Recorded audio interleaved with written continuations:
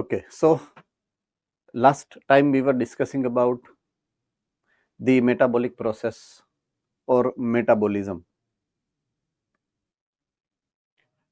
With reference to that particular topic, today we are starting with two types of metabolites, primary metabolites and secondary metabolites, right?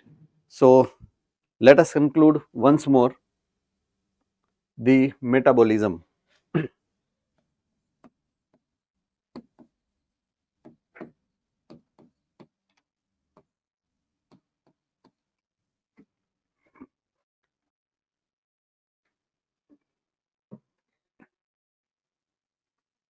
Okay. Surat Aspire School, please reply the meaning of metabolism.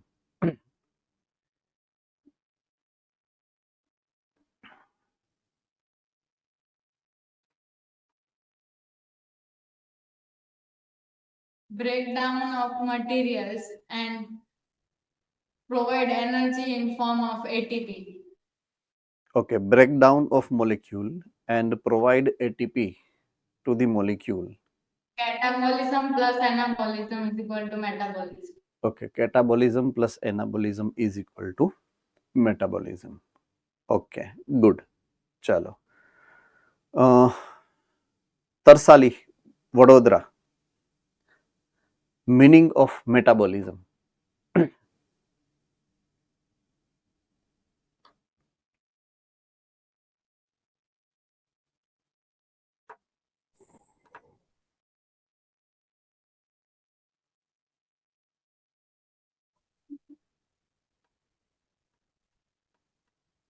Sir, जो reactions biological reactions taking place in the body is known as metabolism. Good. So whatsoever chemical reaction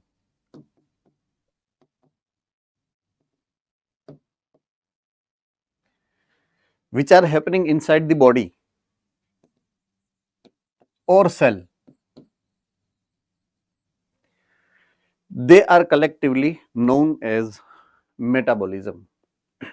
Okay, breakdown of molecule releasing ATP, that process is known as respiration, not metabolism, right? वो process aspire Surat is metabolism.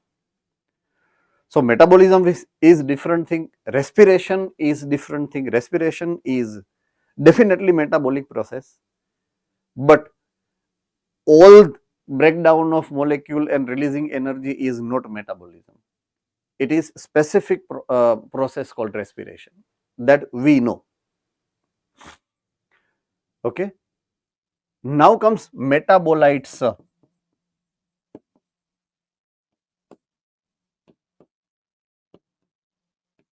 The word metabolites, the metabolic pathways. Yesterday or last lecture we have discussed about the pathway. It is multi-step reaction.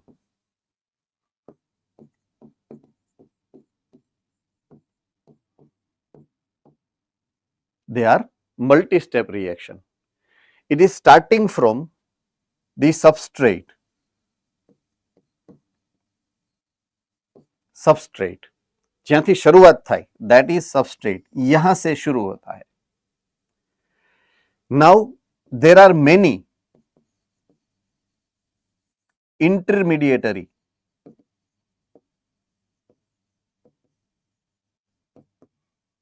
products which are getting synthesized from one to the other, second to third, third to fourth, fourth to fifth. It is a series or sequence of the reactions which are happening, and at the last step it is converted into the product, the final product. So metabolic activity शुरू होती है substrate से, खत्म होती है product में, but intermediatory there are many sequential sub-products which are getting synthesized.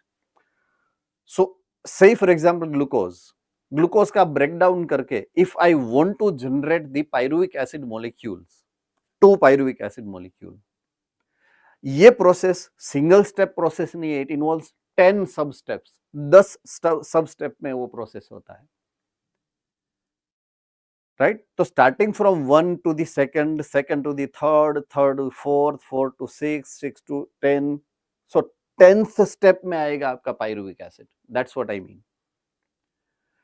तो first chemical, second chemical, third chemical, fourth chemical, fifth chemical, sixth chemical, 10th chemical, all are called metabolites. जो भी substances metabolism के अंदर participate होते हैं, the substances which are getting participated either in the form of substrate और in the form of product और in the form of intermediatory substrate, they are all collectively called metabolites. Ready? So metabolites are the chemicals which are participating in metabolic activity. So this is the first thing we are going to clear today. First, metabolites. So they are chemical which are participating into metabolism. Okay, there are two categories of metabolites. There are two categories of metabolites. One category is called primary metabolites. One category is called primary metabolites. Second category is called secondary metabolites. Okay, let me define what is meaning firstly to the primary metabolite. Primary metabolite किसको बोलेंगे? Let me conclude that first. Okay, with the example, if I would like to tell it to you, so say for example, I have got one molecule of carbon dioxide, one molecule of water. I am synthesizing glucose, C6H12O6, and the process I am saying it as photosynthesis.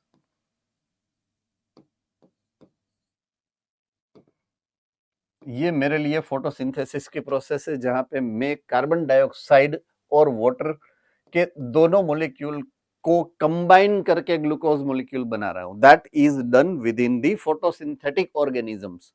Bacteria में होगा, plants में होगा ये reactions, right? Oxygen produce होगा जो वो release कर देंगे एटमॉस्फेयर के अंदर. अब ये ग्लूकोज का वो क्या करेंगे? They are storing the glucose. Plants are storing the glucose, right? तो ये ग्लूकोज है. ग्लूकोज में से पहले वो सुक्रोज बनाएंगे. First they will form sucrose. Sucrose में से वो बनाएंगे starch. Starch will be stored into their bodies. Starch will be stored into their bodies. तो ये जो रिएक्शन है दैट इज एनाबॉलिक रिएक्शन. ये जो रिएक्शन है छोटे मॉलिक्यूल में से बड़ा और बड़ा बन गया, that is also anabolic reaction.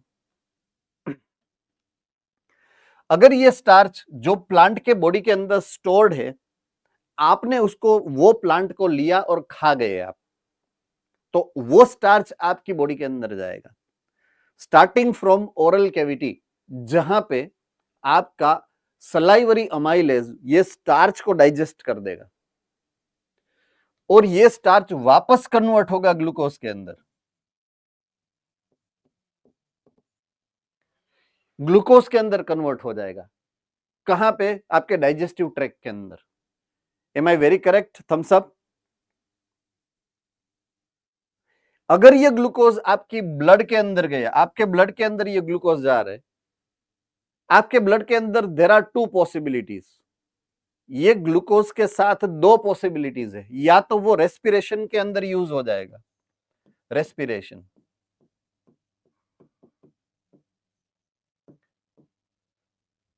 अगर रेस्पिरेशन हुआ तो यहां से एटीपी निकलेगा और वो मेटाबॉलिक एक्टिविटीज के अंदर यूज हो जाएगा. अगर एटीपी निकला तो उसका रेस्पिरेशन का बाई प्रोडक्ट होगा CO2 प्लस H2O, तो that is you have got it back. जहां से शुरू हुआ था सफर वहीं से वापस शुरू हो गया। यही कार्बन डाइऑक्साइड एटमॉस्फेयर रिलीज हो, दूसरा प्लांट उसको ले लेगा, फिर से ग्लूकोज बना देगा। अंडरस्टूड? यस और नो? Thumbs up. ओके, या तो इसके पास दूसरा ऑप्शन है, ये कन्वर्ट हो जाएगा ग्लाइकोजन के अंदर, ये कन्वर्ट होगा ग्लाइकोजन के अंदर एंड स्टोर हो जाएगा आपकी बॉडी के अंदर। ये स्टोर हो गया आपकी बॉडी के अंदर, स्टोर इनटू योर बॉडी। अब जब आप फास्टिंग करते हैं, जब when are you fasting, this will again convert into glucose and used as a respiratory substrate and फिर से वो कार्बन डाइऑक्साइड आ गया।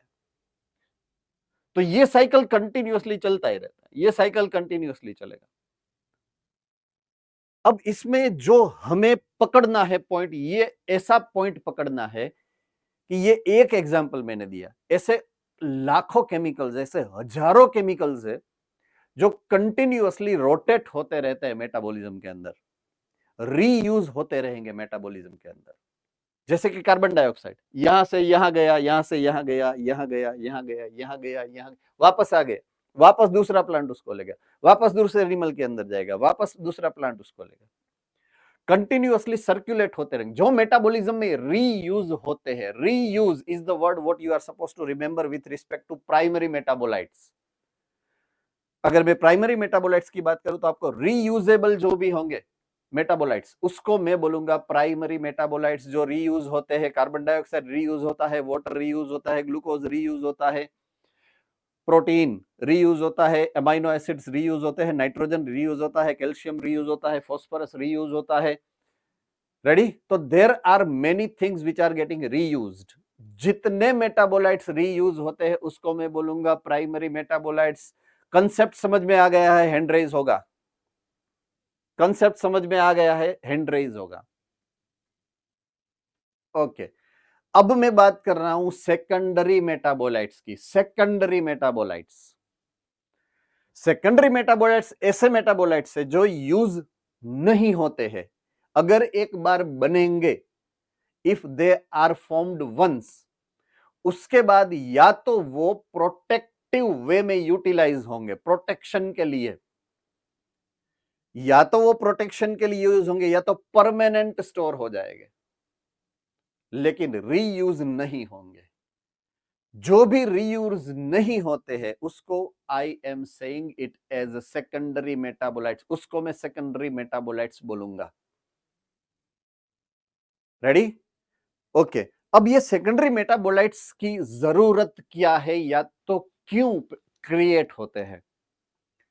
तो first thing, for the sake of protection, पहली रिक्वायरमेंट है प्रोटेक्शन की। आपने काफी सारे प्लांट्स और एनिमल्स के बारे में सुना होगा कि जिसके पास टॉक्सिन्स है, जहर, टॉक्सिन्स होते हैं। Say for example scorpion, say for example snakes, ready, say for example many insectivorous plant. So वो टॉक्सिन्स वाले प्लांट्स हैं, वो टॉक्सिन्स वाले एनिमल्स है। तो टॉक्सिन जो होता है वो ऐसा केमिकल है जो प्लांट या एनिमल बनाता है, लेकिन वही प्लांट, वही एनिमल उसको रीयूज नहीं करता है। It is not for the sake of reuse.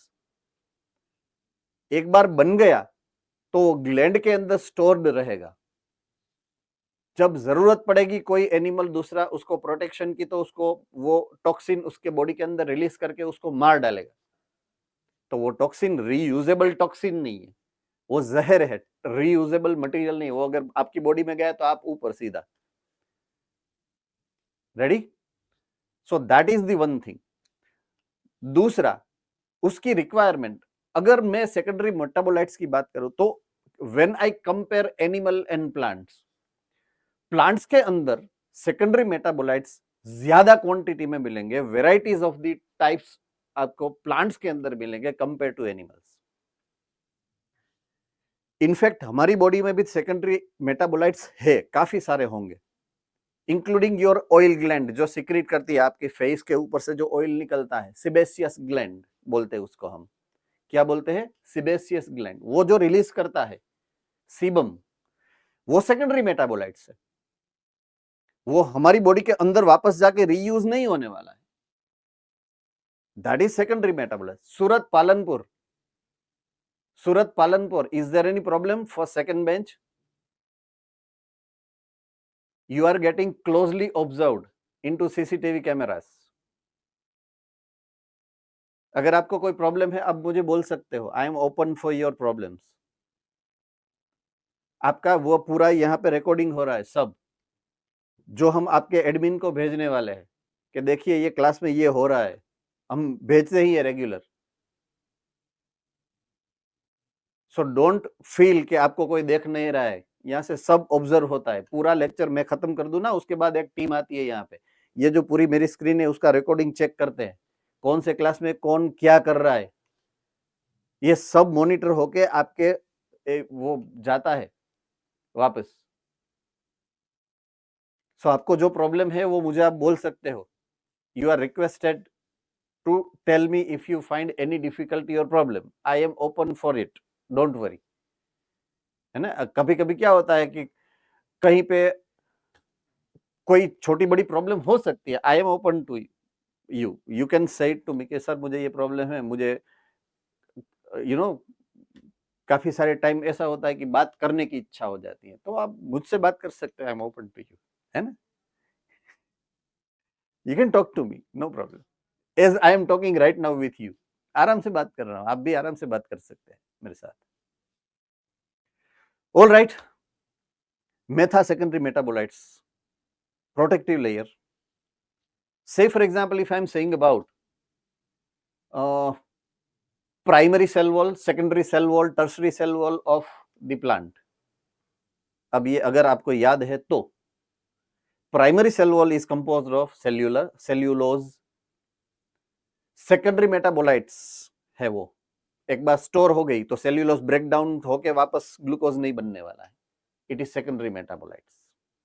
Chitin है जो आपने पढ़ा था, एक्सोस्केलेटल, सेकेंडरी मेटाबोलाइट्स है जो आर्थ्रोपोड का एक्सोस्केलेटन बनाता है। काइटिन कॉम्प्लेक्स कार्बोहाइड्रेट के अंदर पढ़ा था आपने, राइट। एन एसिटाइल ग्लूकोजेमाइन, उससे बना हो पॉलीमर है वो। So that is secondary metabolites. So ऐसे काफी सारे secondary metabolites, majority when I compare plants and animals, majority of secondary metabolites are found in plants, not animals. I am explaining the reason why, क्यों plants के अंदर secondary metabolites ज्यादा है और क्यों एनिमल्स के अंदर कम है। देखिए, एनिमल्स के पास एक फीचर है, हमारे पास एक फीचर है, we can locomote, we can move further away from one place to the other in order to compensate whatsoever we would like to. हमें जो भी कंपेंसेशन चाहिए, हम मूवमेंट करके, पानी चाहिए we can go to drink water, अगर हमें खाना चाहिए we can go to have food.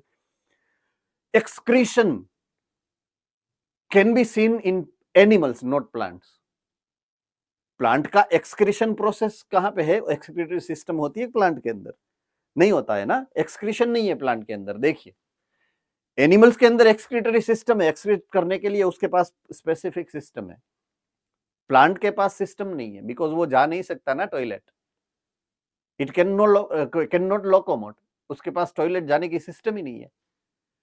But ऐसा तो नहीं है कि वो मेटाबॉलिज्म नहीं कर रहा है। पॉइंट इज दैट कि मेटाबॉलिज्म तो कर ही रहा है। अगर मेटाबॉलिज्म होगा तो नाइट्रोजिनस वेस्ट प्रोडक्ट तो होगा ही, not only nitrogenous waste product but also other kind of metabolites will be secreted। वो तो होगा ही, मेटाबॉलिज्म है, जहां पे जिस रूम पे आप बैठे हो वहां पे कचरा होगा ही, जो बैग आप यूज कर रहे हो उस बैग में कचरा होगा ही, जो कपड़ा आप पहनोगे वो गंदा होगा ही, ये फिक्स है। अंडरस्टूड? सो जहां जिस सेल में मेटाबॉलिज्म होता है, ये प्लांट सेल है या एनिमल सेल है, उसके अंदर मेटाबोलाइट्स में जिसको बोलेंगे कि एक्सक्रीटरी मेटाबोलाइट्स तो प्रोड्यूस होंगे ही, बट एक्सक्रीशन प्लांट में है नहीं। एक्सक्रीटरी मटेरियल बनता है बट एक्सक्रीशन होता नहीं है। तो प्लांट क्या करेगा? प्लांट के पास हर एक सेल में एक सिस्टम फिट है जिसका नाम है वैक्यूओल। वैक्यूओल नाम सुना है, सबने नाम सुना है वैक्यूओल। अगर आप केयरफुली स्टडी करेंगे वैक्यूओल चैप्टर नंबर 8 के अंदर, उसमें लिखा है it is storing even excretory material, उसमें लिखा है, क्लियरली लिखा है। तो प्लांट का हर एक सेल का वैक्यूओल ऐसे एक्सक्रीटरी प्रोडक्ट को स्टोर करके रखता है within that cell, within vacuole. और जब कोई पार्ट प्लांट का गिरने वाला होता है, right, say for example leaves which is about to fall, flower जब it is about to fall, ऐसे जो गिरने वाले पार्ट होते हैं उसके अंदर वो सब गिरने से पहले वो घुस जाएगा। लीव्स से फॉर एग्जांपल, तो लीव्स जब फॉल होंगे उसके पहले ही आजू बाजू के टिश्यू के सेल के जितने भी एक्सक्रीटरी मटेरियल होंगे वहां से निकल के वो गिरने वाले पत्ते के अंदर चले जाएंगे। That's why if you observe carefully, जो लीव्स ड्रॉप डाउन होने वाले हैं वो लीव्स ऑलवेज येलो कलर के हो जाते हैं, ग्रीन नहीं रहते हैं। पता है, सबको पता है या नहीं पता है? जो फॉलन लीव या तो फॉलिंग लीव होंगे ना वो येलो होंगे, ग्रीन नहीं होंगे। The main reason is that कि उसके अंदर एक्सक्रीटरी मटेरियल होता है और यूजफुल मटेरियल जितना उसके अंदर होगा वो वापस चला जाएगा। यूजफुल मटेरियल आजू बाजू के नॉर्मल टिश्यू के अंदर चला जाएगा और एक्सक्रीटरी मटेरियल जो है वो वहां से निकल के गिरने वाले जो फॉलिंग लीव्स होंगे उसके अंदर चला जाएगा। तो अगर वो येलो कलर का लीव है वो नीचे गिरा है, तो अगर आप गाय देखोगे तो गाय वो नहीं खाएगी। आप देखना, देखो गाय को भी पता है इसके अंदर प्लांट्स के एक्सक्रीटरी मटेरियल होते हैं। So those will not be eaten by any herbivorous animals. Any of the herbivorous animal do not eat those kind of leaves which are getting fallen by yellowing. जब yellow होके गिर जाते हैं उसको कोई नहीं खाएगा। So that's the natural phenomena which is occurring around you, naturally occurring around you. It is the observation we should have when we are biology student. Understood? So वो सेकेंडरी मेटाबोलाइट्स है जो एक बार बने हैं, स्टोर हुए हैं, रीयूटिलाइज नहीं होंगे। तो ऐसे काफी सारे मटेरियल है जो प्लांट के अंदर होते हैं एज ए सेकेंडरी मेटाबोलाइट्स। तो प्राइमरी मेटाबोलाइट्स का डेफिनेशन यहां पे है, they have identifiable function in the physiological process and necessary for life. वो सब लाइफ के अंदर नेसेसरी है और उस सब के नेसेसरी फिजियोलॉजिकल प्रोसेस के अंदर कोई ना कोई रोल है। से for example amino acids, sugars, nucleic acid, lipids and vitamin, ये सभी रीयूजेबल है। मैंने एक वर्ड आपको दिया था, रीयूजेबल एंड नॉन रीयूजेबल। वो यहाँ टेक्निकल डेफिनेशन में नहीं मिलेंगे आपको, वो नॉन टेक्निकल वर्ड है जो मैंने आपको समझाया, कॉमन वर्ड है, राइट। सो इसमें क्या है, आइडेंटिफाइबल फंक्शन है, जो कहा कोई भी फिजियोलॉजिकल प्रोसेस के अंदर पर्टिकुलर टाइप के मेटाबॉलिज्म के अंदर उसका कोई ना कोई रोल एंड रिस्पॉन्सिबिलिटी डिफाइंड है, तो वो आएगा आपका प्राइमरी मेटाबोलाइट्स। अब आ रही है बात सेकेंडरी मेटाबोलाइट्स की। सेकेंडरी मेटाबोलाइट्स में किसको बोलूंगा, they do not have directly involvement into normal growth, normal physiological process और नॉर्मल मेटाबॉलिज्म, उसमें उसका कोई रोल नहीं है। से फॉर एग्जांपल मैंने आपको समझाया था टॉक्सिन, तो टॉक्सिन नॉर्मल मेटाबॉलिज्म में कहीं पे इन्वॉल्व नहीं है, वो एबनॉर्मल मेटाबॉलिज्म में सीधा ऊपर पहुंचा देगा आपको। टॉक्सिन्स तो सीधा अगर जहर चला गया आपकी बॉडी के अंदर तो आपकी मेटाबॉलिज्म की वाट लगा देगा सीधा ऊपर। Understood? So they have no role into the normal metabolic activities, generally found in plants, fungus and microbes.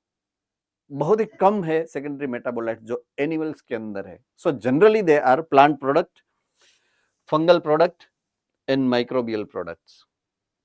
Example, yes, centre का नाम बोलेंगे प्लीज, मुझे नहीं पता चल रहा है। हाँ, भुज, यस, ओके, भुज। जो पार्ट प्लांट का गिरने वाला होता है उसमें स्टोर हो जाता है, तो फूड्स में होता है या नहीं होता है? No no no no no, क्यों नहीं होता है उसका रीजन है, फ्रूट जो बनेगा वो विथ द इंटेंशन बनता है। उसका एक इंटेंशन है कि अगर एनिमल उसे खाएगा, लुक एनिमल उसे खाएगा तो इसके अंदर का सीड जो है ना वो एनिमल के अंदर जाएगा। Very good question. Seed animal के अंदर जाएगा, सीड के ऊपर आप देखेंगे तो सीड कोट होता है, टफ कोटिंग होता है। तो अगर उसके पेट के अंदर जाएगा तो भी उसको सीड को कुछ नहीं होने वाला है। अंडरस्टूड? अब वो उसके डाइजेस्टिव सिस्टम के अंदर से थ्रू होके निकलेगा with its dung, right? Cow dung के अंदर से फॉर एग्जांपल काउ ने वो फ्रूट खाया तो काउ डंग के साथ वो जाएगा जमीन के अंदर, सीड। तो with the natural, with the organic manure, organic fertiliser वो गिरा है जमीन के अंदर। ये तो एक एडेप्टेशन है, ये तो नेचर का एडेप्टेशन है। तो अगर मैं ऐसा चाहता हूं कि काउ उसको खाए तो मैं उसके अंदर सेकेंडरी मेटाबोलाइट नहीं डाल सकता हूं। अंडरस्टूड? मैंने उसको क्या बोला आपको कि अगर गिरा हुआ पत्ता है तो गाय नहीं खाएगी उसको, फॉलन लीव्स को गाय नहीं खाएगी। मैं तो चाहता हूं, प्लांट्स चाहता है कि गाय आकर फ्रूट को खाए, तो वो तो एट्रैक्टिव जो होगा वही डालेंगी फ्रूट के अंदर, बिकॉज उसका एक इंटेंशन है। अंडरस्टूड? यस और no? Yes sir, thank you. Okay okay. So जहां पे एक इंटेंशन है वहां पे वो अदर टाइप के मेटाबोलाइट्स बनाती है, वहां पे वो शुगर बनाएगी। उसके पास से फॉर एग्जांपल अगर एक फ्रूट है जो इमेच्योर्ड है, अभी ताजा ताजा बना है, छोटा सा है फ्रूट, अगर आप देखोगे उसके अंदर ऑर्गेनिक एसिड्स होते हैं, या तो वो जिसको बोलते हैं ना एकदम कड़वा होगा, बिटर इन टेस्ट, या तो एकदम खट्टा होगा, सिट्रिक एसिड वाला, टार्ट्रिक एसिड वाला। सो उसके अंदर एसिड्स होते हैं जो उसको एक पर्टिकुलर अनलाइकली टेस्ट देंगे, ताकि वो कोई खाएगा नहीं उसको। लेकिन जब वो मैच्योर्ड होगा, जब उसके अंदर के सीड मैच्योर्ड हो जाएंगे, राइट, तब वो फ्रूट को क्या बना देगा? कलरफुल बना देगा, फ्रेग्रेंसफुल बना देगा, टेस्टफुल बना देगा। तो वो जो ऑर्गेनिक एसिड उसके अंदर थे उसको वो कन्वर्ट करके शुगर बना देगा, ताकि वो मीठा हो जाए। सो खट्टा हो फ्रूट तो भी मीठा हो जाएगा, कड़वा होता है तो भी मीठा हो जाएगा। Am I very correct? तो वो शुगर में कन्वर्ट कर देगा। सो दैट्स द अट्रैक्शन, क्योंकि तभी वो क्या बोले, वेक्टर्स उसको खाकर सीड को स्प्रेड करेंगे, that's why. Okay, secondary metabolites के एग्जांपल्स यहां जो शेयर किए हैं, अल्कलॉइड है, पिगमेंट्स है, टर्पाइन्स है, एसेंशियल ऑयल्स है, टॉक्सिन्स है, लेक्टिन्स एंड ड्रग्स है। ऐसा एक चार्ट आपको दिया गया है, नॉट चार्ट बट टेबल। वो टेबल ये है, राइट? ये टेबल आपके बुक के अंदर है। 2024 में 2 क्वेश्चन एक सेम टेबल में से थे। ये टेबल में से नीट के अंदर 2 क्वेश्चंस थे, एक ही एग्जाम के अंदर 2 क्वेश्चन। आई मीन 8 मार्क का ये टेबल था। That important it is. इसलिए मैंने डिफाइन किया वर्ड को ईच एंड एवरी के प्राइमरी मेटाबोलाइट्स क्या है, मेटाबॉलिज्म क्या है, सेकेंडरी मेटाबोलाइट्स क्या है, उसको मैंने डिफाइन किया, आपको केयरफुली डिफाइन किया, क्योंकि केयरफुली आपको याद रखना है। Each and every example you are suppose to remember. ये चार्ट उतना इंपॉर्टेंट है, ये टेबल आपके लिए उतना इंपॉर्टेंट है। तो सेकेंडरी मेटाबोलाइट्स के एग्जांपल यहां पे है, राइट? तो सेकेंडरी मेटाबोलाइट का नाम है first pigments. Pigment, what is pigment? किसी को पता है पिगमेंट को आप डिफाइन कैसे करोगे? पिगमेंट होता क्या है actually? Don't say colourful substance, it is not pigment. Pigment is a substance which produces colour, वो उसकी साइड इफेक्ट है, बट पिगमेंट का कोई एक रोल होता है, right? Pigments are the proteins, let me define, right? Pigments are the protein जो कोई एक इंपॉर्टेंट फिजियोलॉजिकल प्रोसेस को मैनेज करते हैं। Say for example photosynthesis, Jamnagar हरिया सेंटर, ओ जामनगर हरिया सेंटर, कब के इधर उधर दाए बाए ऊपर नीचे हो रहे हो भैया जी आप, है ना? यस, फॉर एग्जाम्पल मैं पिगमेंट की बात कर रहा हूं, एक प्रोसेस का नाम बता रहा हूं जिसका नाम है photosynthesis. Photosynthesis. Rajiv Joshi sir के बोलना, उस बात करे मुझसे, पता चले आप क्या कर रहे हो वहां पे, है ना। राजीव जोशी सर ये ना आपके टीचर, राइट। ओके, फोटोसिंथेसिस, उसके अंदर जो पिगमेंट है उसका नाम आपको पता है, क्लोरोफिल है, ज़ेंथोफिल है, कैरोटिनोइड्स है, etcetera. So they are the pigments which are responsible for photosynthesis process. तो प्रोसेस फिक्स है, वो प्रोसेस को एक पिगमेंट द्वारा या तो एक सेट ऑफ पिगमेंट्स द्वारा किया जाएगा। तो पिगमेंट का इंपॉर्टेंस वो प्रोसेस के लिए है, बट पिगमेंट है तो एक फिक्स है कि कोई एक कलर डेवलप हो रहा है। से फॉर एग्जांपल अगर मैं बात करूं क्लोरोफिल की, तो क्लोरोफिल अल्टीमेटली फोटोसिंथेसिस के लिए, लेकिन वो ग्रीन कलर का अपीयरेंस देता है लीव्स को, वी नो इट। अगर मैं ज़ेंथोफिल की बात करूं, वो भी एक पिगमेंट है जो फोटोसिंथेसिस का ही पिगमेंट है, बट उसके लिए उसका जो कलर होगा वो होगा येलोइश कलर, ज़ेंथोफिल का। रेडी। तीसरा पिगमेंट है कैरोटिनोइड्स, जो ऑरेंज या रेड कलर जैसा होगा, ज़ेंथोफिल। एक और पिगमेंट है जो आपकी रेस्पिरेशन में, रेस्पिरेटरी गैसेस जो होते हैं, ऑक्सीजन एंड कार्बन डाइऑक्साइड को आपको बॉडी के अंदर, आपका ब्लड जो है उसमें सर्कुलेट करता है। ऐसा एक पिगमेंट है जिसका नाम है हीमोग्लोबिन, राइट, जो yellow colour, sorry red coloured है। तो हर एक का एक साइंटिफिक रोल है to be played, but pigment gives colour to that part, कि जहां पे वो पिगमेंट होंगे उसको एक प्रॉपर एक इंडिकेटेड कलर मिलेगा। तो these are the pigment. So pigment का यहां पे जो दो एग्जांपल दिए गए हैं, एक है carotenoids. Carotenoids gives red, orange red colour, and anthocyanin gives bluish colour. Cyanin जो होता है वो ब्लूइश कलर देता है।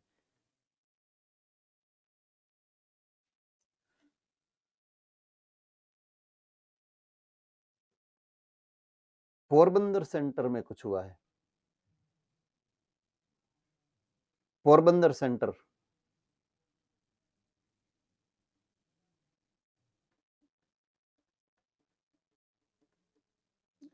यस सर, पोरबंदर सेंटर वाले सर, क्या हुआ सर?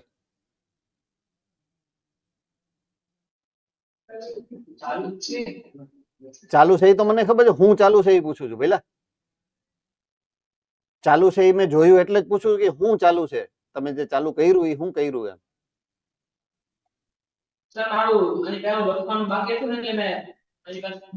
એટલે એ હાવ ફ્રી બેઠો તો એ ભણે છે યાર, कम से कम એટલી તો ખબર તમને પડવી જોઈએ કે यू आर लर्निंग समथिंग। यहाँ पे टॉम एंड जेरी थोड़ा ही ना चल रहा है आपके सामने स्क्रीन पे, टॉम एंड जेरी चल रहा है, आपको नहीं देखना है एक part. Come on, and you are saying કે મારે લખવાનું હતું ને હું લેતો હતો। That's what I am saying કે નથી કરવાનું તમારે। તમારે અહીંયા સ્ક્રીનમાં જોવો ને, મને જોવો ને, હું શું બોલું છું એ તમારે સાંભળવાનું છે।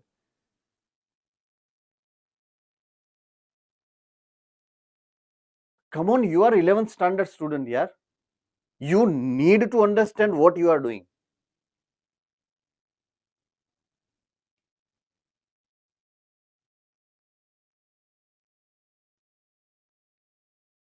It's your time which is passing. It is your money what you are investing. And it is getting wasted.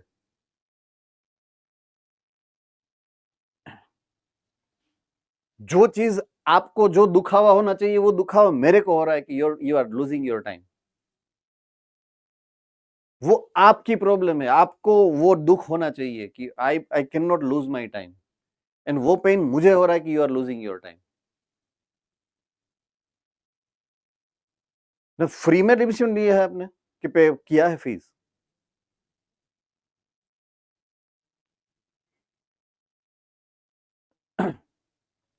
Okay, anthocyanin gives, cyanin word जहां पे आएगा, अभी पोरबंदर सेंटर, बेन प्लीज यार તમે અહીંયા ધ્યાન દયો ને યાર, એમાં હસવાનું કાંઈ હતું જ નહીં, ક્યારના તમે હસો છો, હું તમને યસ યસ તમે જ, અહીંયા મને દેખાય છે, એવું નથી કે મને નથી દેખાતું। આમાં કોઈ મેટર એવી નથી જેમાં હસવું આવવું જોઈએ।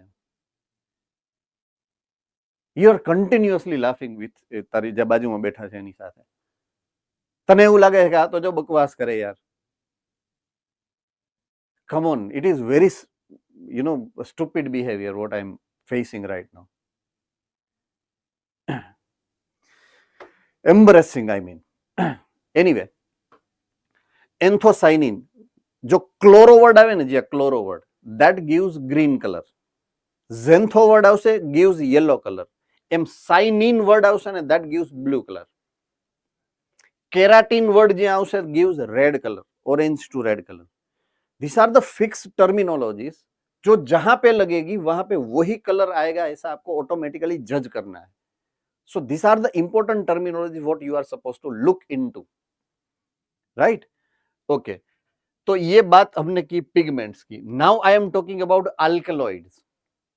Alkaloid are specialized chemicals, very unique chemical which have a properties to alter the normal physiological function.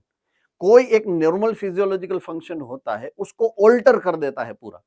से फॉर एग्जांपल एक नॉर्मल फिजियोलॉजिकल एक्टिविटी है वो है सेंसिटिविटी. सेंसिटिविटी के हमारे ये जो भी पूरा नेटवर्किंग है, पूरा नर्व्स का नेटवर्क है, उसके अंदर देयर आर मेनी सेंसर्स के वो सेंस करते हैं कि जब आपका वेयर एंड टेयर होता है, जहां पे आपको घाव लगता है कुछ भी, सो यू फील पेन.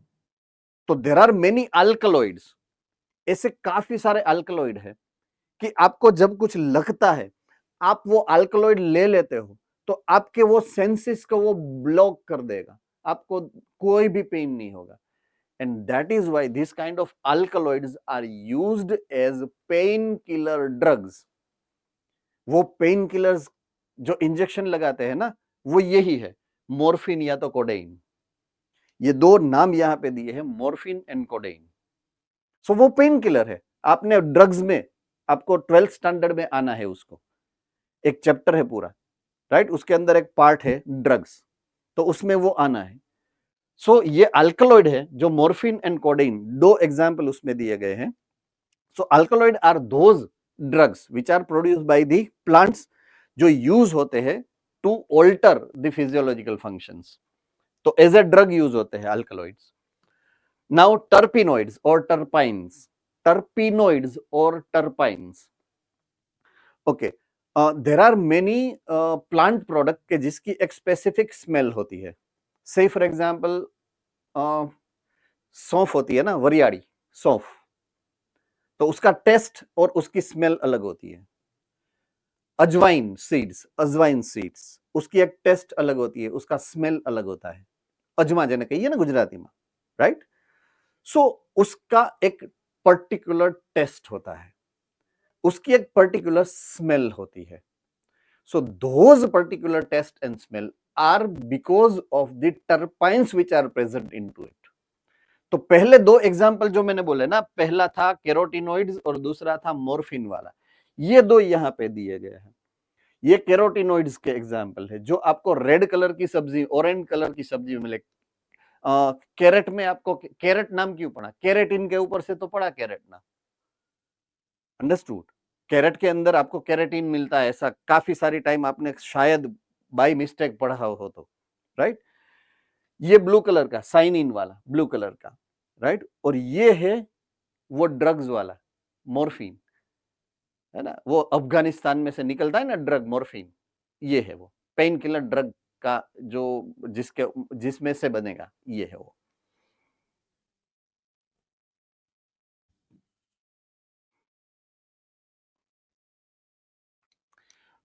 अब मैंने बात करना था टर्पाइन्स के बारे में, टर्पिनोइड्स. देखिए ये एक एग्जाम्पल है, यूकेलिप्टस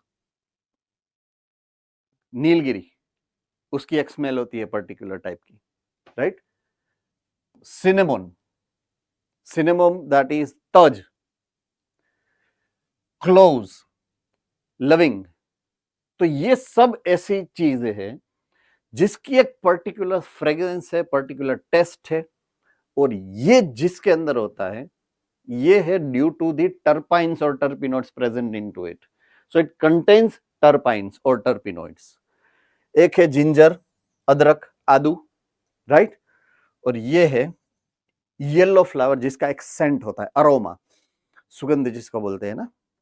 सो ये टर्पाइन्स की वजह से इसका या तो पर्टिकुलर टाइप का पंजेंट टेस्ट होगा या तो पंजेंट स्मेल होगी, ये दोनों या तो दोनों में से एक होगा। सो टर्पाइन्स की ये रोल एंड रिस्पॉन्सिबिलिटी है। Then comes the lemon grass oil, fourth number, lemon grass oil और एसेंशियल ऑयल। बहुत ही common terminology essential oils, right. they are again beneficial to several metabolic activities, right? Say for example anti-aging activity, तो हमारी जो as होगी वो as को जिस स्पीड में बढ़ना है उस स्पीड को वो कम करते हैं, हमारी बॉडी को हेल्दी रखते हैं, हमारी स्किन सेल्स को वो हेल्दी रखते हैं, एंटी एजिंग एक्टिविटी बोलते हैं, राइट। डिटॉक्सिफिकेशन, हमारी बॉडी के अंदर नॉर्मल मेटाबॉलिक एक्टिविटीज के अंदर जो भी टॉक्सिक मटेरियल बनता है उस टॉक्सिक मटेरियल को वो केयरफुली मॉडिफाई करके बॉडी को डिटॉक्सिफाई करते हैं, राइट। तो ऐसे काफी सारे केमिकल्स में से एक केमिकल ये है जिसको हम बोलेंगे एसेंशियल ऑयल। से for example lemon grass oil, largest selling product, anti ageing में लार्जेस्ट सेलिंग प्रोडक्ट है वो लेमन ग्रास ऑयल है। Understood? So that kind of secondary metabolites can be found in many different types of plants. तो ये है lemon grass oil, ये उसका example है। Okay, next is toxin. Toxin जिसके बारे में मैंने बोला था ये प्रोटेक्टिव मैकेनिज्म में है। टॉक्सिन काफी सारे प्लांट्स के अंदर होता है जो वो खुद एज अ प्रोटेक्शन यूज करता है कि अगर कोई उसको खाने के लिए आएगा तो वो एनिमल उसको खाएगा नहीं, बिकॉज उसको पता है कि उसके अंदर टॉक्सिन है जिसके जो मार देगा उस एनिमल को। So toxin are usually protective by its nature. दो एग्जांपल दिए गए हैं, एर्बिन एंड राइजीन। अरेबिन and ricin, this are the two toxins which are given as an example. तो ये है अर्बिन वाला एग्जाम्पल, एब्रिन सॉरी, एंड ये है रिजिन वाला एग्जाम्पल। सो दो ऐसे टॉक्सिन है, ये बहुत ही कॉमन है। कैस्टर सीड्स, कैस्टर सीड्स तो बहुत कॉमन है जो आपको आपके आजू बाजू में इवन घर में भी मिल जाएंगे। तो कैस्टर सीड्स को आप खा नहीं सकते बिकॉज इसके अंदर जो है रिजिन नाम का एक टॉक्सिक केमिकल होता है। अगर उसको खाएंगे तो जिसको बोलते हैं कि पागलपन का दौरा पड़ जाता है, आपके सीधा वो नर्वस टिश्यू के ऊपर अटैक करता है, वो ऐसा होता है रिजिन। रेडी? सो ऐसे काफी सारे टॉक्सिन हैं जो different different types of activities के लिए, इवन जो आपका वो नॉर्मल छोटे छोटे प्लांट होते हैं उसमें से काफी सारे प्लांट होते हैं जो डिफरेंट टाइप्स के टॉक्सिन बनाते हैं। Ready? Okay, now comes lectins. Lectins are also a very unique kind of chemical substances which are getting secreted by the plant, stored in the plant, right? Usually वो आपकी blood की जो circulation की process है, right? If it is a clotting into your blood, clotting into your blood, तो वो blood circulation की ऐसी जो normal जो एक्टिविटी को ब्लॉक करने वाली जो मैकेनिज्म होती है वहां पे as a drug, as a medicine use होता है लेक्टिन्स, राइट। सो ऐसा एक एग्जांपल दिया गया है कॉनकैनवेलिन ए, कॉनकैनवेलिन ए एक एग्जांपल यहां पे दिया गया है ऐसा, right. Okay, now comes the drugs, normal दवाई। यस, डाउट है हाँ बोलिए, कौन सा सेंटर है? नरसाली वडोदरा। हाँ बोलो बेटा बोलो। सर कैस्टर ऑयल तो कैस्टर से की जो सीड्स होते हैं उसी से बनता है ना? यस, तो आपने कहा कि जो कैस्टर के जो सीड होते हैं वो खाने नहीं चाहिए, तो उसका ऑयल फिर वो अच्छा होता है कि नहीं? Let me tell you. अभी थोड़ी देर पहले मैंने एक एग्जाम्पल दिया था कि जब कोई फ्रूट कच्चा होगा, जब कोई फ्रूट कच्चा होगा तो उसके अंदर स्पेशलाइज्ड ऑर्गेनिक एसिड्स होते हैं जो उसको एक टिपिकल टेस्ट देते हैं। Am I correct? लेकिन जब वो मैच्योर्ड हो जाएंगे, जब वो पक्के हो जाएंगे, तब वही केमिकल सब्सटेंस कन्वर्ट होके शुगर बन जाएंगे। Same thing is applicable here. Castor seed जब इमेच्योर्ड होंगे, राइट, कैस्टर सीड्स जब इमेच्योर होंगे तब उसके अंदर ये टॉक्सिन होते हैं. लेकिन एक्चुअल में क्या होगा, जब वो सीड्स कंप्लीटली मेच्योर्ड हो जाएंगे, उस सीड्स के अंदर जो केमिकल मॉडरेशन होगा, ऑल्टरेशन होगा, ड्यू टू दैट उस सीड के अंदर ऑयल प्रोड्यूस होगा. शुगर नहीं, ऑयल में कन्वर्ट होते हैं वो. तब आप वो ऑयल निकाल के उसका यूज कर सकते हो. Understood? Yes, sir. Ready? Thank you. Yes. Yes. Okay. Drugs. So there are many chemical substances which are getting synthesized by the plant, getting stored in the plant. When you extract them, you can straightway use it as a medicine. जिसको आप बोलोगे drugs. Drug का मतलब खराब content नहीं है. Drug का मतलब है दवाई. इसीलिए मेडिकल स्टोर में ऊपर लिखा होगा ड्रगिस्ट एंड केमिस्ट. तो ड्रग अगर आप ओवर यूटिलाइज करते हो तो वो खराब चीज है. ड्रग आपकी बॉडी के हीलिंग के लिए बनाया गया केमिकल सब्सटेंस है. Do remember this. So it is not anti hero, it is hero, right. तो उसको एंटी हीरो बनाया गया है. अगर आप उसका नॉर्मल यूज से ज्यादा यूज करते हो, नॉर्मल यूज उसका क्या है, ये अल्कलॉइड है, ये अल्कलॉइड, उसका नॉर्मल यूज है पेन किलर. तो पेन किलर में एक इंजेक्शन होता है इतना सा, वो इंजेक्शन ही आपको लेना है. अब उसको आप अगर पाउडर बना के यहां से करके लोगे तो वो उसका मिसयूज है. अंडरस्टूड? वो उसका मिसयूज है. तो वो मिसयूज जब होगा तब वो उस ड्रग को हम पहचानते हैं एक्चुअली. क्योंकि हमें तो वो क्या सीरियल्स में, मूवीज के अंदर, पार्टी बार्टी में वही ड्रग दिखाया गया है, तो ड्रग का नाम ही हमने वहीं से सीखा है. But technically drugs are actually medicine. अगर आप मेडिकल की लैंग्वेज में ड्रग को बोलोगे तो drug are actually useful content, useful chemical to heal your disease, उसको ड्रग बोलेंगे हम. सो ऐसे काफी सारे और भी ड्रग है और उसकी लिस्ट काफी लंबी है, जिसमें से 2 यहाँ पे दिए गए हैं. एक का नाम है विनब्लास्टिन और एक का नाम है करक्यूमिन, राइट. सो ये 2 ड्रग, ऐसे काफी सारे प्लांट है, उसमें से काफी सारे डिफरेंट डिफरेंट ड्रग निकलते जितने भी अभी. कौन है ये, कौन है ये? हाँ, बोलो. पोरबंदर. बोलो बोलो बेटा. लेक्टिन्स का आपने बोला, तो उसमें लेक्टिन्स जो है वो ब्लड को पतला करने में हेल्प करेंगे या क्लॉट को डिसअपियर करेंगे. क्लॉट्स अगर बाय मिस्टेक क्लॉट्स हुए हैं ब्लड के अंदर, उसको वो रिमूव करेंगे. ओके, है ना? Okay. Drugs, there are many, not 1 2 3, there are many. जितनी भी अभी करंट मार्केट के अंदर मेडिसिन है, आई मीन जितनी भी मेडिसिन है, लगभग 60% medicine are plant derivatives. Drugs which are collected from the plant, they are plant derivatives. So we are depending on medicine, depending on plant for the medicine majorly. I mean 60% of drugs are plant derivatives. Do remember this, it is very important data. Okay, last है polymeric substances. There are many polymers we are using into the daily life which are plant products like rubber, gums, cellulose. ये हमें पता है. Cellulose का use हम paper बनाने के लिए करते हैं, गम्स का यूज रेजिन बनाने के लिए करते हैं, रबर का use, there are many. Rubber का यूज क्या है, वो हमें टायर बनाने के लिए, XYZ. Ready? So there are many secondary metabolites and ये सभी सेकेंडरी मेटाबोलाइट्स जो है वो कोई ना कोई यूज के लिए प्लांट बनाते हैं, लेकिन हम उसको यूटिलाइज करते हैं अपने फायदे के लिए. इकोनॉमिकल वैल्यू है सभी की एंड सभी को हम यूटिलाइज करते हैं.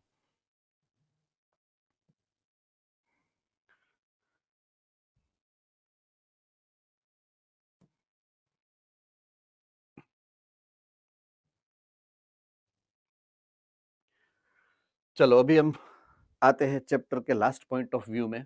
9.2 वाला जो प्राइमरी एंड सेकेंडरी मेटाबोलाइट्स वाला इश्यू है वो हमने खत्म कर दिया. आप पूरा लास्ट एंजाइम के पास जाएंगे.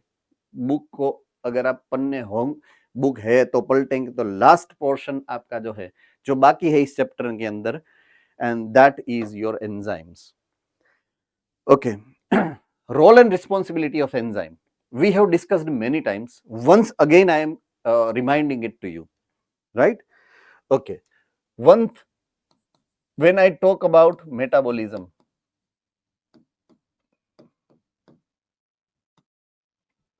it is a key feature of success of life. Metabolism. अगर मेटाबॉलिज्म है तो लाइफ है, राइट? सो लाइफ की जो लिविंग स्टेट है, लिविंग स्टेट दैट इज आपकी जिंदा होने की जो स्टेट है वो, it is maintained by metabolism, right? Life और living state is maintained by metabolism. One fact I am sharing it with you. Your living state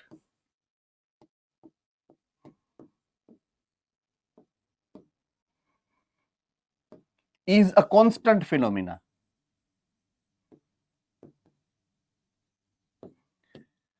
आप सो रहे हो, जिंदा हो, जग रहे हो, जिंदा हो, आराम से बैठे हो, जिंदा हो, कांस्टेंट। झगड़ रहे हो, जिंदा हो, दौड़ रहे हो, जिंदा हो, खा रहे हो, जिंदा हो, जा रहे हो, जिंदा हो। सो जिंदा रहना, that is living, to get alive is a constant phenomena. Consistently आपकी बॉडी का टेम्परेचर 37 ही रहेगा। Am I correct? Am I correct? आपकी बॉडी के अंदर वाटर का लेवल एक मेंटेन्ड स्टेट में ही रहेगा। आपकी बॉडी का कॉन्सेंट्रेशन ऑफ ग्लूकोज मेंटेन रहेगा। आपके बॉडी का कोई भी फ्लूइड कंटेंट मेंटेन रहेगा। आपकी बॉडी का जो सर्कुलेशन हो रहा है उसमें ग्लूकोज का लेवल, उसमें कैल्शियम का लेवल सेफ रहेगा, सब कुछ मेंटेन रहेगा। लेकिन अगर मैं दौड़ रहा हूं तो वो लेवल मुझे ज्यादा चाहिए। अगर मैं बैठ के आराम से पढ़ रहा हूं, मुझे वो डिफरेंट कंसंट्रेशन में चाहिए। हमारी लाइफ की each and every hour, each and every moment में हम चेंज होते हैं, आइदर मेंटली और physically. But then also body का टेम्परेचर नॉर्मल मेंटेन रहता है, फ्लूइड कंटेंट नॉर्मल मेंटेन रहता है, राइट? तो वो क्यों रहता है? Because of this. ये अगर आपको कांस्टेंट और कंसिस्टेंट चाहिए आपकी लिविंग स्टेट, तो आपकी बॉडी को कंटिन्यूअसली ये करना पड़ेगा, मेटाबॉलिज्म करना पड़ेगा, कंटिन्यूअसली मेटाबॉलिज्म करना पड़ेगा। से फॉर एग्जांपल, अगर आप के आजू बाजू का टेम्परेचर डाउन हो गया, मींस ठंडी बढ़ गई, आपका एटमॉस्फेयर ठंडा है, सही for example, point to be noted, जो मैं बोल रहा हूं वो, आपकी बॉडी का टेम्परेचर तो 37 ही रहना चाहिए, बट आपका सराउंडिंग टेम्परेचर से फॉर एग्जांपल 15 डिग्री सेल्सियस है, आपकी बॉडी का 37 है, तो टेम्परेचर जहां ज्यादा है वहां से कम है, वहां पे उसको स्प्रेड होना ही है। Temperature is going to get lost from your body. आपकी बॉडी का टेम्परेचर तो जाएगा ही एटमॉस्फेयर में। समझ में आ रही है बात? यस और no? It is called conduction phenomena. Conduction होता है, हीट का कंडक्शन होता है, तो हीट तो लूज होनी ही है, दैट इज फिनोमिना, फिजिक्स का नियम है, इसको मैं नहीं चेंज कर सकता हूं। हां, जितनी हीट में लॉस कर रहा हूं उतनी हीट में अंदर से प्रोड्यूस कर सकता हूं।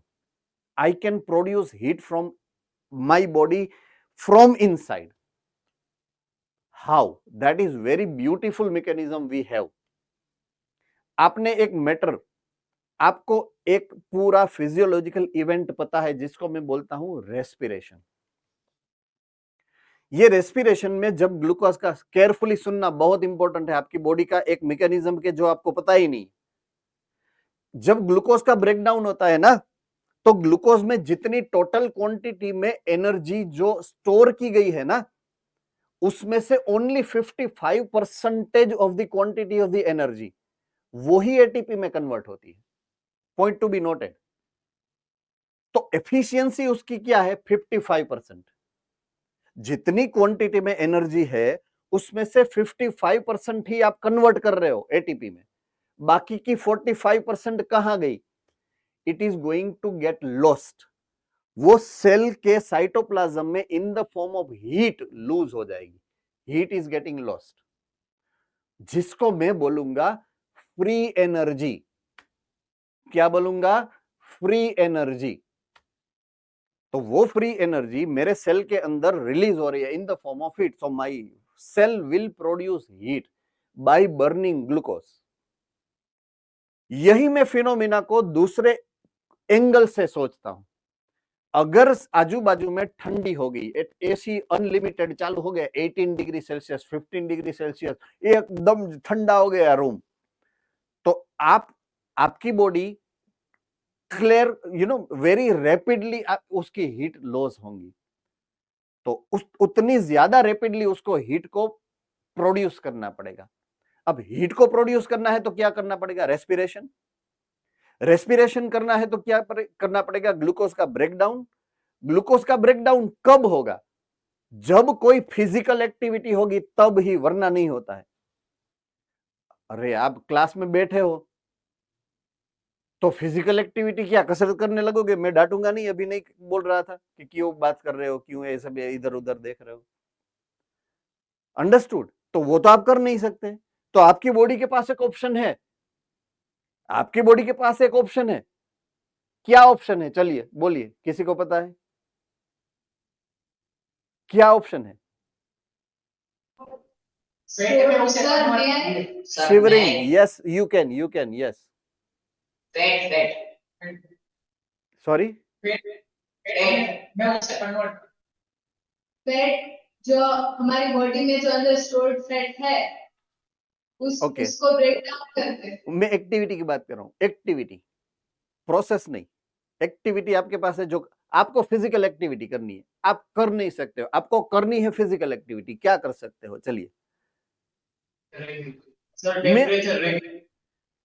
मैं अभी बोल yes yes, shivering. Your body start shivering. Shivering is your physical activity. ऐसे बॉडी पूरा शिवर होता है, ध्रुजता है जिसको बोलेंगे ना, ध्रुजने लगेगा। तो बॉडी को शिवर करने के लिए, ध्रुजाने के लिए, आपके अंदर जितने भी मसल्स जो उसके अंदर इन्वॉल्व होंगे, उसको कॉन्ट्रैक्शन, रिलैक्सेशन बहुत स्पीड में करना पड़ेगा। एम आई करेक्ट और नॉट? जिसके लिए उसको एनर्जी चाहिए होगी, जिसके लिए वो ग्लूकोज को ब्रेक डाउन करेंगे, जिसके लिए ग्लूकोज ब्रेक डाउन होगा और फ्री एनर्जी रिलीज होगी। वो शिवरिंग का इंपॉर्टेंस है। इसलिए आपकी बॉडी शिवर होने लगती है जब आपको ठंडी लगती है तब। सो दैट इज साइंटिफिक मैकेनिज्म, जो आप काफी सारी टाइम आप पास ऑन कर चुके हैं ये परिस्थिति को, है ना। ये स्टेट आपने काफी सारी टाइम देखा है, बट आपको उसका साइंटिफिक अप्रोच नहीं पता था कि what is that useful for. But उसका ये रीजन है, that's your body works for you. Understood? Ready? All right, fine. So ये मेटाबॉलिज्म है। Metabolism consistently, point to be noted, point to be noted, metabolism consistently imbalanced है। Imbalanced, या तो ये होगा, या तो वो होगा, या तो वो होगा, या तो इसको करने के लिए ये करना पड़ेगा, इसको करने के लिए ये करना पड़ेगा। इम्बैलेंस ही रहता है। अगर ये इम्बैलेंस है ना, तभी ये कांस्टेंट रहता है। आपकी लिविंग स्टेट को कांस्टेंट करने के लिए आपके मेटाबॉलिज्म को ऑलवेज इम्बैलेंस होना पड़ता है। अनइक्विलिब्रियम, प्रॉपर कंडीशन का नाम बोलो, इन इक्विलिब्रियम में होता है वो। मेटाबॉलिज्म ऑलवेज अनइक्विलिब्रियम में होता है और लिविंग स्टेट ऑलवेज कंसिस्टेंट यानी कि इक्विलिब्रियम में होता है। Do remember this. तो आपको अगर जिंदा रहना है तो आपको continuously with the set of metabolic activity imbalance ही रहना पड़ेगा। अगर बैलेंस हुए तो सीधा ऊपर, तो आपको इम्बैलेंस रखना है। अपनी बॉडी का केमिकल स्ट्रक्चर एक में से दूसरे में, दूसरे में से तीसरे में कंटिन्यूअसली चेंज होता रहता है। अब ये रिस्पॉन्सिबिलिटी इन लोगों की है, एंजाइम्स की। अगर ये है तो ये रहेगा, अगर ये है तो ये है। एंजाइम है तो मेटाबॉलिज्म है, और मेटाबॉलिज्म है तो आप जिंदा है। Understood? That's the importance of an enzyme with respect to metabolism, and that's what we are going to discuss now onwards.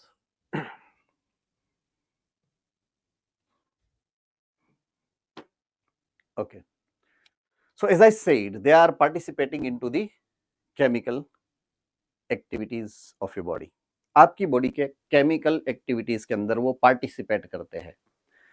सो जो भी केमिकल एक्टिविटीज होती है उसमें पार्टिसिपेट करने वाले सब्सटेंस होते हैं, जो पार्टिसिपेट करते हैं लेकिन उसका पार्ट नहीं बनते हैं, राइट। से फॉर एग्जांपल अगर मैं बाइक में जा रहा हूं, पॉइंट टू बी नोटेड, अगर मैं बाइक में जा रहा हूं, मेरे पीछे मेरा दोस्त बैठा है, हम दोनों जा रहे हैं, एंड वहीं से रास्ते में सामने से एक बाइक आई, हमारा एक्सीडेंट हुआ, राइट। तो मेरे पीछे जो मेरा दोस्त बैठा है वो बोलेगा तम तारे कर देवा वाળી હું બેઠો છું, એને પાછું દેવા આવવું નથી, ખાલી બેઠા બેઠા અવાજ કરવો છે કે હું બેઠો છું, તમ તારે દે કર દેવા વાળી એમ. So that is an enzyme. It is taking part into the event, but ખાલી એવું કહે છે કે તમ તારે દે તમ તારે હું બેઠો છું. So enzymes are those kind of substances કે જે તમને હવા પૂરે ખાલી કે હું બેઠો છું, તમ તારી ચિંતા ન કરતો દે એને એમ. So enzymes are catalytes, they are catalyst of chemical reaction which is biological, એટલે કે biochemical reaction ની વાત કરીએ. So when there is biological activity, they are acting as a catalyst, participating into chemical reaction but not getting utilized, એનું utilization ન થાય એમાં. જેવા હોય એવા ને વારીએ from beginning to end, એવા ને વારીએ પાછા પ્રોડક્ટ છે when it is converted into substrate, ઈ તો એવા ને વારીએ. So that's the characteristic feature of an enzyme, right? So enzymes are biological catalysts which influence, point to be noted, speed of biochemical reaction, speed વધારી દે, એના માટે જ બન્યા છે. Pump મારવા માટે જ બેઠા, તમ તારે માર હું બેઠો છું એમ, એટલે ઓલો બે ધબ્બા વધારે મારે. So it is increasing the speed of biochemical reaction. Okay, second point, all enzymes are protein. All enzymes are protein. હા, all proteins are not enzyme.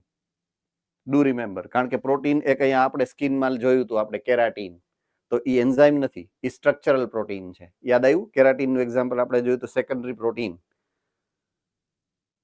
Right? તો all enzymes are protein but all proteins are not at all enzyme. Third point, enzymes are specific. Very important point of view. Specific. Specific નો મતલબ છે કે એક enzyme કોઈ એક જ ટાઈપના substrate આ રિએક્શન કરી શકે. એનો મતલબ એ છે કે when I am talking about respiratory mechanism, એમાં સૌથી પહેલી સ્ટાર્ટિંગ પોઈન્ટ છે ગ્લુકોઝ. તો ગ્લુકોઝની હારે એટેચ થવા વાળો જે એન્ઝાઇમ હશે, the enzyme which is getting attached to glucose, ઈ પાછો if it is finding another type of chemical around it, cannot join with them. It is only joining with the glucose. Like lock and key mechanism. If you have a specific lock, you have a particular key. अगर ये lock की की आप उसमें डाल के घुमाओगे तो ही वो लॉक खुलेगा, वरना नहीं. इसको बोलते हैं स्पेसिफिसिटी. तो enzymes are also specific with respect to its substrate. जैसा सबस्ट्रेट होगा वैसा ही एंजाइम होगा. रेडी? ओके. थर्ड, एक स्टेटमेंट यहां पे था, all enzymes are protein. All enzymes are protein except one, है ना? वो प्लेज नहीं है अपना, सभी भारतीय मेरे भाई बहन है, उसमें हम बोलते हैं पीछे एक ब्रैकेट, एक को छोड़ के, बस ऐसा ही है कि ऑल एंजाइम्स आर प्रोटीन, एक को छोड़ के. वो एक का नाम है राइबोजाइम. है ना? बधाने मजा આવી ગઈ. એટલે આમાં અમે તમારે જેવડા હતા ને કોક દી પ્લેજ અમે नहीं बोली है ना, वो एक को छोड़ के तो हम भी बोलते थे पीछे, है ना. हाँ, हमारी लाइफ में वो एक है, आपके पास नहीं है, आ जाएगा, डोंट वरी, समय आ जाने दो, आ जाएगा, है ना. हाँ, काफी सारे ऐसे भी होते हैं, एक से ज्यादा भी होते हैं, चॉइस होते हैं उसके पास. अपने पास ऐसा कुछ नहीं है, अपने को सोचना भी नहीं है. अपने को मेडिकल की सीट का चॉइस कहाँ पे मिलता है वो मैटर अपने लिए कंसर्निंग है राइट नाउ, है ना. ओके.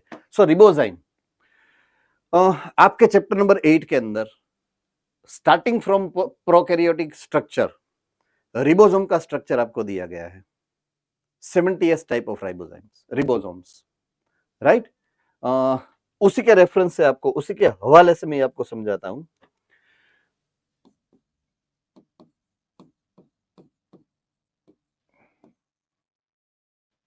अगर मैं रिबोसोम के स्ट्रक्चर की बात करूं, रिबोसोम का स्ट्रक्चर प्रोकैरियोटिक या तो यूकैरियोटिक 70s है या तो 80s है, केमिकली क्या है उसका स्ट्रक्चर, कौन बोल सकता है, किसको पता है? चैप्टर नंबर 8 में है, वो कंप्लीटली दिया गया है। केमिकल स्ट्रक्चर ऑफ रिबोसोम क्या है?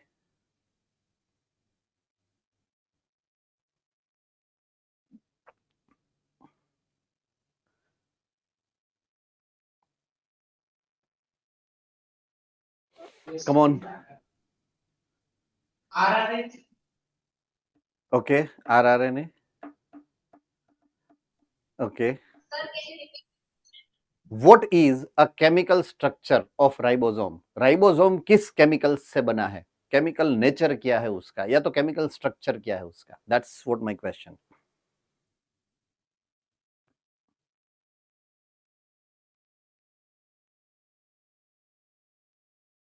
ओके, હું લખું છું. I am writing it to you, for you, right? Structure of ribosome is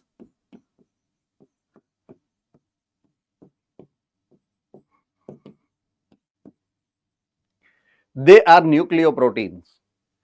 अभी ये मत बोलना कि ऐसा कहीं पे आया नहीं है ना? It is straight way given into your text book, आपकी टेक्स्ट बुक में से लिया गया है स्टेटमेंट है। Understood? Okay, what kind of nucleoprotein it has? कौन से टाइप का न्यूक्लियोप्रोटीन है उसके पास, क्या है? ओके, एक है आरआरएनए,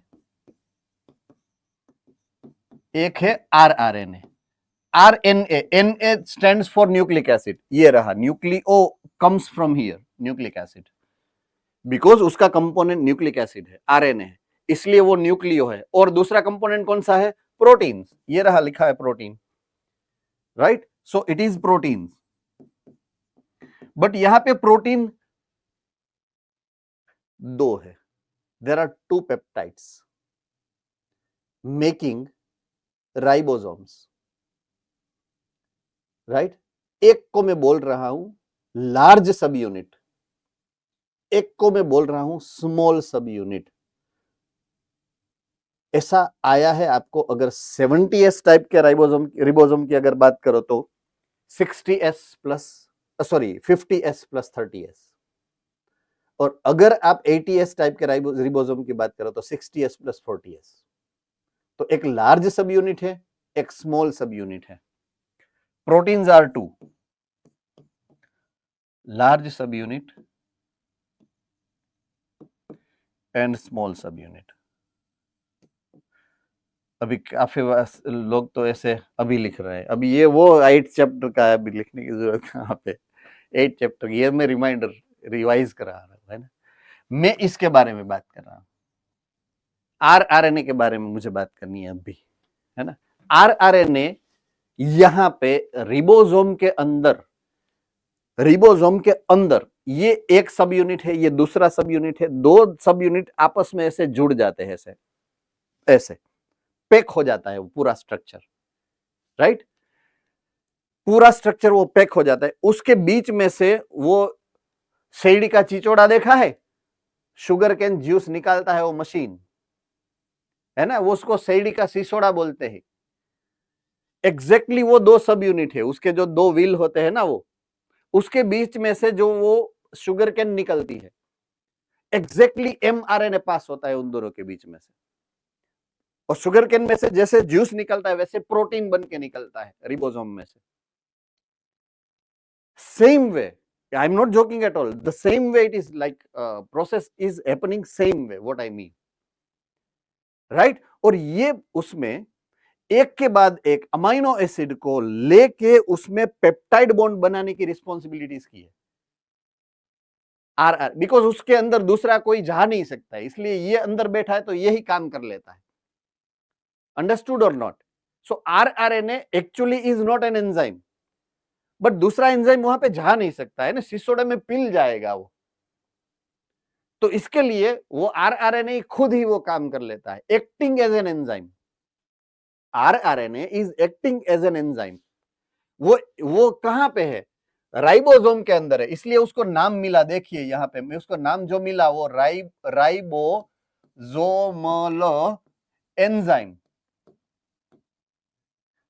ऐसा नाम मिला उसको, इतना बड़ा सा।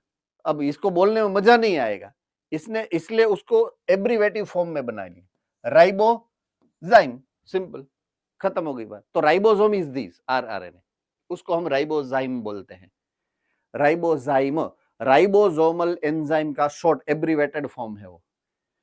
थम्स अप, थक गया मैं एक्सप्लेन करते करते। Okay, so ribozymes, nucleic acid, that is RNA that behave like an enzyme, है नहीं वो, बिहेव लाइक एन एंजाइम, देखिए क्लियर कट लिखा है, वो एंजाइम है ही नहीं, वो तो एज एन एंजाइम काम करता है। Understood? Enzyme form the tertiary structure, 3D structure. आपको मैंने टर्सरी स्ट्रक्चर ऑफ प्रोटीन में बोला था कि जितने भी एंजाइम्स होते हैं वो सब टर्सरी प्रोटीन होते हैं। ये यहाँ पे ये रिवाइज हुआ है पूरा। Enzyme form tertiary structure 3D, tertiary protein है वो, राइट, विथ सम क्रेवाइसिस, क्रेवाइसिस એટલે ખાંચા, राइट। अब यहां पे देखिए आप, ये 3D स्ट्रक्चर है, तो उसके अंदर यहां पे देखिए आप, एक गैप है, पर्टिकुलर टाइप का गैप है, देख रहे हो आप, खांचा, क्रेवाइसिस बोलते हैं उसको, राइट। पॉकेट्स है, पॉकेट्स, पॉकेट्स बनते हैं, ये एक पॉकेट है, ये एक पॉकेट है, there are few pockets which are getting formed. हमें इसको केयरफुली याद रखना है, बिकॉज यही वो पॉकेट्स है जिस पॉकेट्स के अंदर एक पर्टिकुलर टाइप का सबस्ट्रेट बैठ सकता है, जॉइंट हो सकता है। They are the site of attachment, they are the site of attachment, कि जहां पे सबस्ट्रेट को अटैच होना है, ये जैसी डिजाइन होगी उसी डिजाइन का सबस्ट्रेट वहां पे बैठ सकता है, जॉइंट हो सकता है। सभी सबस्ट्रेट सभी एंजाइम के अंदर क्यों नहीं फिट हो सकते हैं? Why enzymes are particular, specific, उसका ये आंसर है, ड्यू टू दिस डिजाइन। हर एक एंजाइम की डिजाइन अलग है, हर एक एंजाइम का पॉकेट अलग है, उस पॉकेट का एक पर्टिकुलर नाम है जिसको बोलूंगा मैं एक्टिव साइट्स। डू रिमेंबर, आज के बाद हम यही टर्मिनोलॉजी को यूज करेंगे, active sites.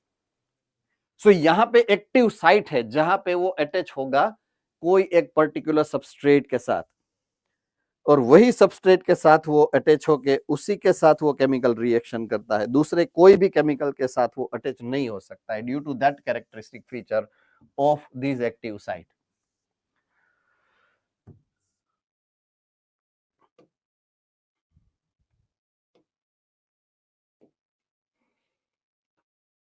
Fine, the change,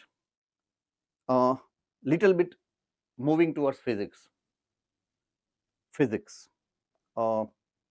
There are only two things in the universe, either it is matter or it is substrate, right? Space, if there is nothing it is a space, if there is something if it is matter. Matter के तीन state है, solid, liquid, gas in general, don't tell me कि plasma भी होता है, I know it, right? Usually three state of matter है, एक solid है, एक liquid है, एक gas है. So if I want to justify one phenomena, that is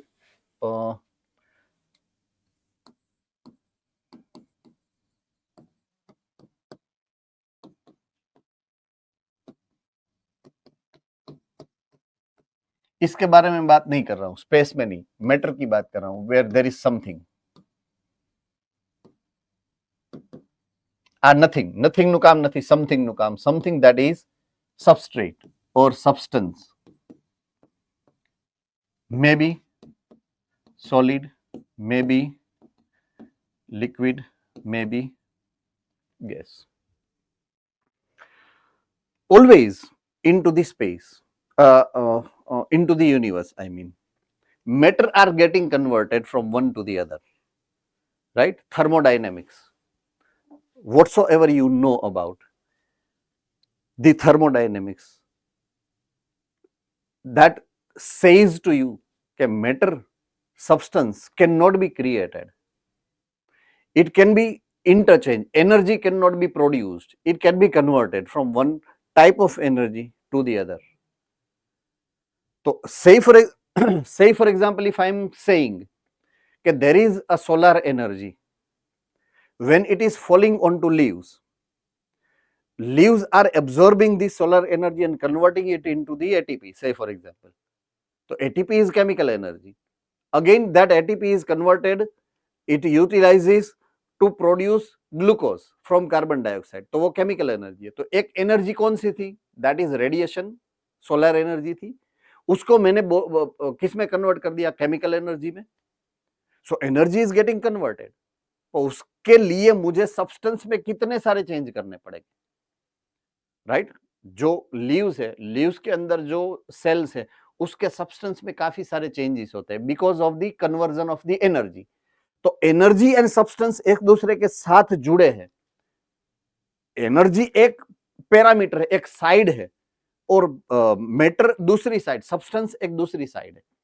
अगर सब्सटेंस तो ही इंटरचेंज हो गए, उसके पास एनर्जी है, राइट? और एनर्जी को चेंज होने के लिए सबस्ट्रेट का वो यूज करती है. So they are two sides of a coin. It is a two sides of a coin, right? So yes, आवाज नहीं आ रहा है सर, आवाज नहीं आ रहा सर, आवाज नहीं आ रहा. नहीं खबर છે ભાઈ, 2 મિનિટ રાહ જુઓ. હવે જુઓ, જો આવ્યો. आ गया. एक्शन પછી રિએક્શન, एक्शन પછી રિએક્શન આવવામાં થોડોક વાર તો લાગે ને યાર, થોડીક વાર તો લાગે ને. આ મેં પ્રિડિક્ટ કર્યું હતું. It was predicted. આ જ્યારે મને આપ્યું ને, આ ડબલું મને આપ્યું ને જ્યારે, ત્યારે મેં કીધું હતું ઓલા ભાઈને, મેં કીધું આ રસ્તામાં બંધ થશે. એ કે નહીં, કે મેં ફૂલ ચાર્જ કરીને આપ્યું છે તમને, નહીં થાય. હે ને? બરાબર ને? હે ને? આ ભાઈ બાજુમાં બેઠા છે મારી, એને શું કેવું મારે? કાંઈ વાંધો નહીં. ઓકે, શું કહેતો તો હું ભૂલી ગયો. Yes, there are two sides of a coin. એક છે substances અને એક છે energy. That's what I was talking to you about. Substance ને એનર્જી મળે અને એનર્જી ને સબસ્ટન્સ મળે તો બે એક ફોર્મ માંથી બીજા ફોર્મમાં ચેન્જ થાય. કાર્બન ડાયોક્સાઇડ ગ્લુકોઝ બની ગયો, રાઈટ? તો સામે રેડિયેશન ની એનર્જી કેમિકલ એનર્જી બની ગઈ. That's what I was describing actually at that time when the voice have been disappeared, I mean. Right? So, interchanges whatsoever you observe, right? It is the utilization of the energy by that substances. Utilization of the energy by that substances. Understood? So,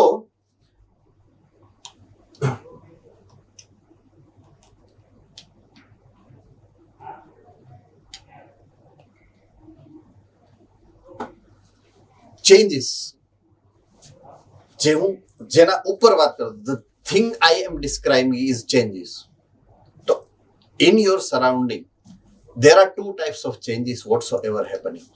दो type के changes होते हैं जो आपके surrounding में होते हैं. या तो वो चेंज फिजिकल चेंज और या है वो केमिकल चेंज, राइट? एक है फिजिकल चेंज, एक है केमिकल चेंज. फिजिकल चेंज में किसको बोलूंगा?